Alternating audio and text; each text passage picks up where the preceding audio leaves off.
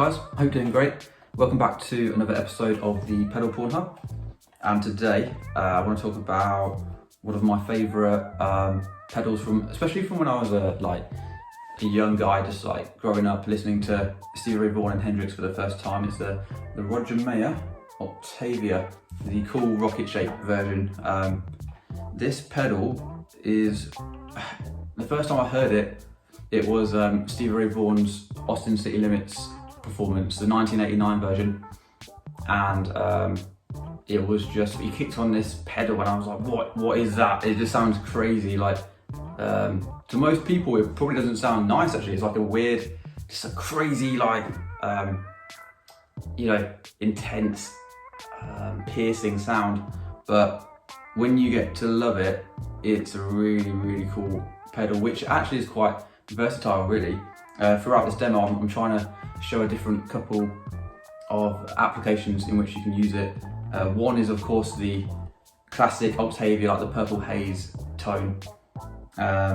One of them is a bit random. It's like, I heard Philip Sayce talking in an interview about how if you sort of grab 2 or 3 notes and do a bit of like scatting with it, it sounds a bit like a monkey in a jungle, sort of just like shouting and screaming, and yeah, it's a bit random. I'll put a little caption with that over that sample, so you know which bit I mean. And also one application which I actually found a real helpful use for this in the studio recently.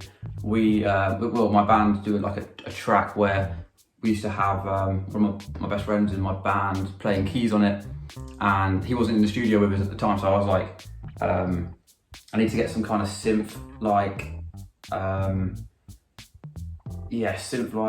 key type tones.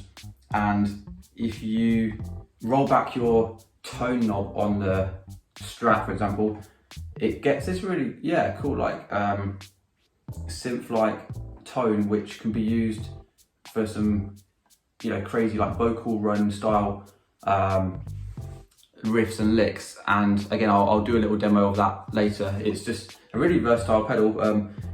A good example of what I just talked about is if you listen to Scott McKeon's playing, he always uses, in fact he uses one of these a lot of the time, and he really is a good reference for how to make those cool, like almost like Stevie Wonder clav synth style tones rocking. But yeah, that's not what this pedal is normally associated with. It's normally the purple haze thing with Hendrix and Who Knows from the band Gypsies album, things like that.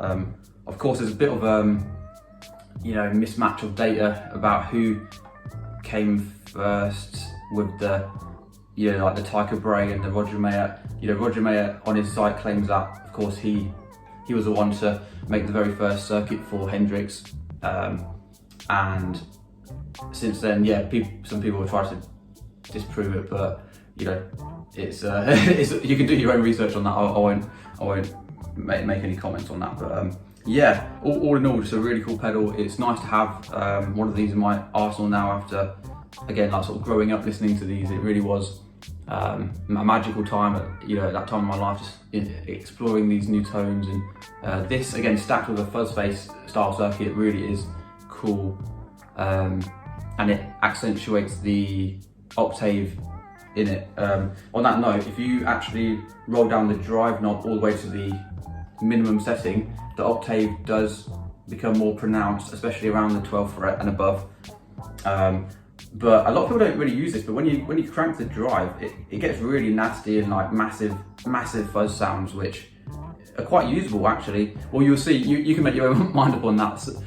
Some of the sounds are a bit maybe too aggressive for a live band context, but when you're just chilling out like I am today and just cranking it, it sounds good out of context. But yeah, let me know what you guys think. I appreciate you watching, and drop a comment and I'll catch you guys soon.